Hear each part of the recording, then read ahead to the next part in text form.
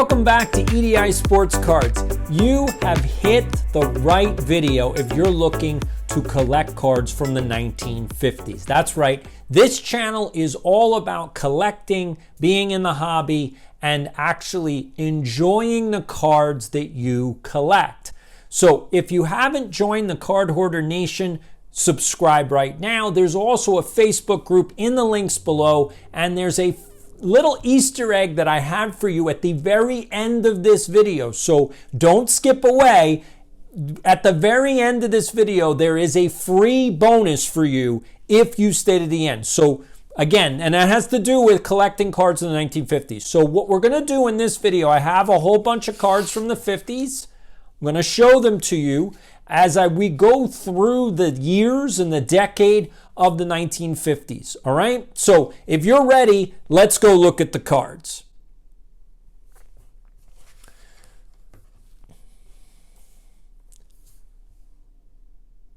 Before we get into the cards, let's go over the definition of what a card hoarder is. Because if you're on this channel, you're part of Card Hoarder Nation. So what do I mean by a card hoarder? Well, if you buy and hold a card, you're a collector. And if you collect more than 10,000 individual cards, you're a hoarder, just like me. Now, what I mean by that is that basically, most collectors have way too many cards. I have way too many cards. If you don't know my story, I was a teenage dealer from the age of 13 to 18, and I did a show almost every single weekend from 8th grade to 12th grade. And I amassed 6 million cards, maybe even a little bit more. As you can see, I had cards all over the place, and I had to get rid of most of them. Thankfully, I'm down to under 100,000 cards. Now, one of the things that happens when you have a lot of cards is you have a lot of cards from a lot of different decades.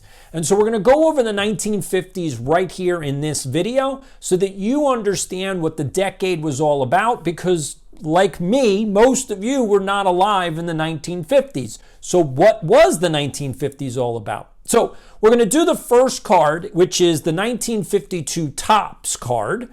The most famous card is the most iconic card, which is the 1952 Mickey Mantle rookie card. No, I do not own that card, but I do have a Monty Irvin from 1952.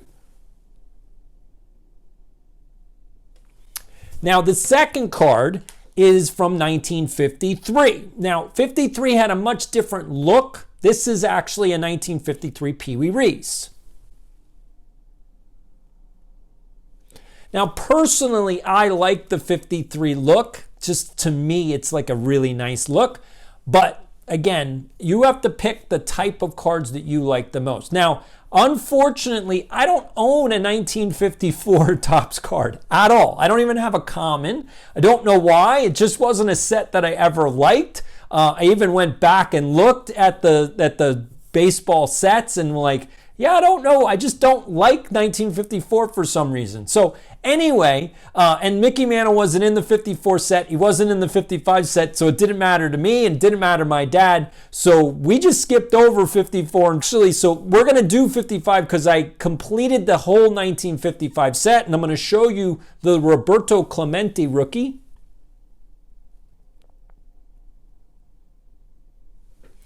Now, 55 is very distinctive, so I want people get it real confused. So this is 55. I'm going to show you 56 because it's similar but slightly different. So this is actually the 56 Jackie Robinson. Now, I'm going to show you them side by side because, again, people get them confused. So 55, the name is at the bottom, and 56, the name is at the top in a box. So you can kind of see that. Okay, so this is 55, this is 56. Okay, you see the difference? All right, good. Now we're going to move on to 57. Now 57, totally changed its design. So this is 56. Wait till you see 57. Totally goes from artwork to a photo. And I'll just put it this way, not my favorite looking card. Okay, so that's 57. Now, 58 gets a little bit more design friendly. So as you can see, as they start using photos rather than artwork, so this is 57, this is 58. So they're starting to use some design work. Like obviously, I would say the people at Topps probably talked to someone on Madison Avenue and were like, you know, our cards don't look very good. How can we improve the look? And so this one looks like it was actually done by someone with some graphic design experience, whereas this one looks like it was done in someone's basement. Now we're going to go to 59, which is totally designed. And that's iconic. That 59 look is iconic. So it's got the photo in a circle and the name at the top. No box, no nothing, just name, totally free and open at the top. But again, the picture is in the circle in the middle of the card. So that's the 50s. Hopefully you liked it. Now, because of you stayed to the end, I'm going to give you a free bonus. All right. So this is it. This is free. This is amazing. So I want you to look. This is the Card Hoarder Guide to Collecting Baseball Cards, the 1950s edition. This is the first edition. We're going to do a magazine for every single decade. You can get this magazine inside the free Facebook group called Card Hoarder Nation. All right. So just go to the link in the description, go to the Facebook group, and in the files section, there is this free magazine guide. That's it. It's totally free. Take it, share it, love it. It's all the 50s. It goes over, again, there's a top 10, there's a top 25 list, there's a rookie list. There's everything you could ever want to collect cards of the 1950s. I'm working on the 1960s, so that will hopefully be out maybe in the next month or two. Again, it takes me about a month to do all the research.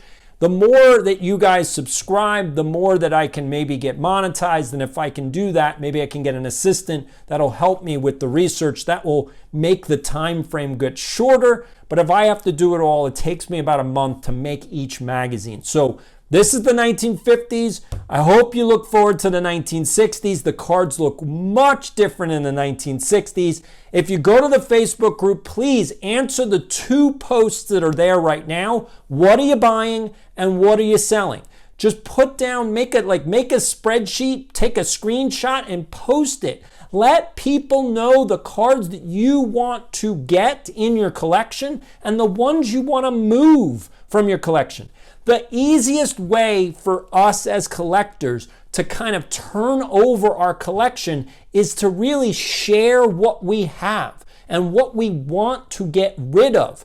So anybody that has stuff that you're keeping, that's in the keep pile. Like, that's fine. That's what you got. You want to show it off? Awesome. I love talking about cards and I want to see your cards. But I also want to know, what do you want to get rid of? Like, what are you trying to move? Now, this group is for collectors and hobbyists. So that means we're talking about your PC. So if you're trying to move some stuff out of your PC because you're like, I want to consolidate my hoard, then that's what this group is all about.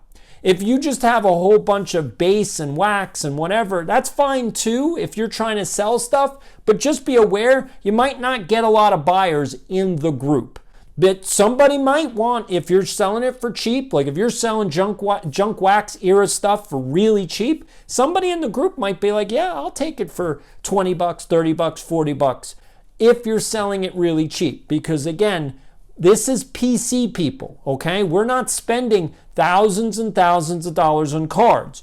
These are not influencers. These are collectors. So I want to make that very clear. I want to thank everybody for joining. If you haven't subscribed, do that, but YouTube really likes the like button more than they like the subscribe button, so hit the like button. I want to see if we can get over 100 likes on this video, so thank you so much, and let me know how you like the magazine Card Hoarder in the comments after you go to the Facebook group. I'll see you in the next video. To thank you for reaching 1,000 views or subscribers or whatever it is that YouTube wants me to do. That's all thanks to you.